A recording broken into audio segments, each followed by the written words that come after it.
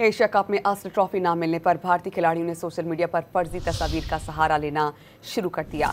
भारतीय खिलाड़ी अभिषेक शर्मा और शुभमन गिल ने सोशल मीडिया पर एक पोस्ट शेयर की जिसमें दोनों खिलाड़ी एक ट्रॉफी के साथ खड़े दिखाई दिए। हालांकि भारतीय टीम को उनकी हरधर्मी के बायस टूर्नामेंट की आस्टर ट्रॉफी नहीं दिखाई।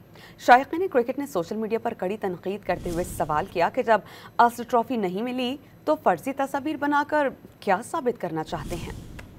एशिया कप में आस्टर ट्रॉफी ना मिलने पर भारतीय खिलाड़ियों ने सोशल मीडिया पर फर्जी तस्वीर का सहारा लेना शुरू कर दिया।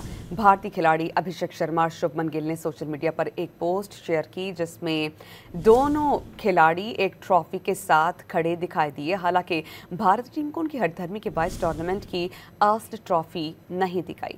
शायकीन क्रिकेट ने सोशल मीडिया पर कड़ी तनकीद करते हुए सवाल किया कि जब आस्टर ट्रॉफी नहीं मिली तो फर्जी तस्वीर बनाकर क्या साबित करना चाहते हैं।